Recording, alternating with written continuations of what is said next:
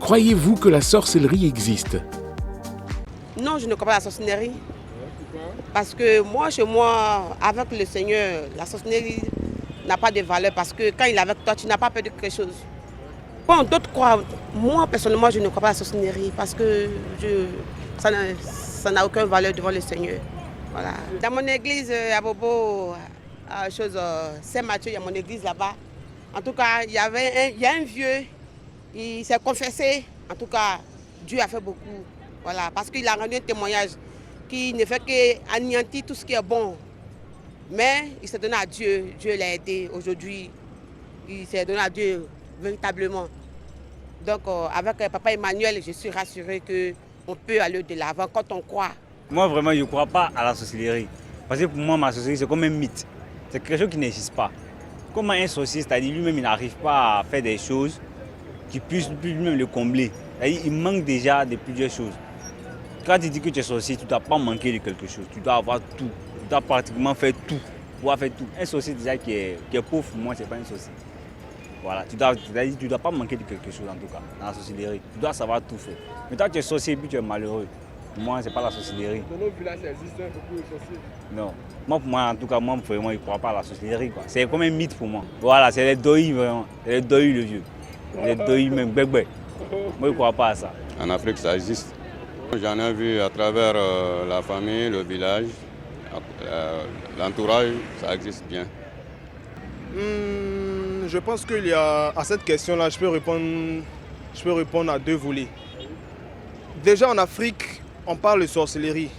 En Afrique, la sorcellerie existe.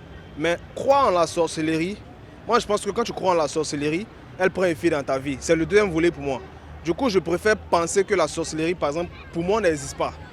Ce qui me donne une autre dimension à ça. Ça fait que ça ne peut pas, quelqu'un qui se dit sorcier ne peut pas agir dans ma vie. Sinon, en général, on est en Afrique, on a nos traditions. Et bien pour ça, la sorcellerie existe. Pour ça, je peux dire ça comme ça, en un autre volet. Maintenant, le deuxième volet, pour moi, je préfère penser que ça n'existe pas. Pour que, même si je suis quelque part au village, un sorcier qui pense que peut-être qu'il me lance un sort, c'est quand le sorcier lance son sort que tu as peur. Je pense que ça prend effet. Ou même quand tu es dans ta famille et puis vous laissez entrevoir les trucs de jalousie et tout ça, ça fait que cette sorcellerie-là prend de l'effet. Mais quand tu es zen, tu penses que, bon, aucun sorcier ne peut avoir puissance sur toi. Je pense que tu es tranquille dans ta vie, quoi. Il n'y a pas de problème par rapport à ça. Oui, bien sûr que je crois à la sorcellerie, parce qu'en tant qu'Africain, il ne faut pas balayer du revers de la main nos croyances culturelles et traditionnelles. Je crois effectivement à la sorcellerie. Dans un village, mon grand-père le disait, dans un village, il était interdit aux villageois, il était interdit à toute personne de consommer de la viande du corbeau, l'oiseau là. Et donc, il y a un monsieur qui se dit ancré dans la religion, le christianisme, bien sûr. Donc, il croit en son Dieu comme fait. Et donc, voulant défier le village, il est allé au champ, il a tué le corbeau en question, il a consommé. Et pour venir comme quoi défier une fois de plus les vieillards là, il a envoyé les plumes pour présenter aux vieilles personnes du village que voilà, vous dites qu'on ne mange pas ce corbeau là, moi j'en ai mangé, voici les preuves, voici les plumes. Et donc, paraît-il que le lendemain matin, sa bouche s'est retrouvée en arrière, sa bouche est tordue, sa bouche est penchée comme on le dit.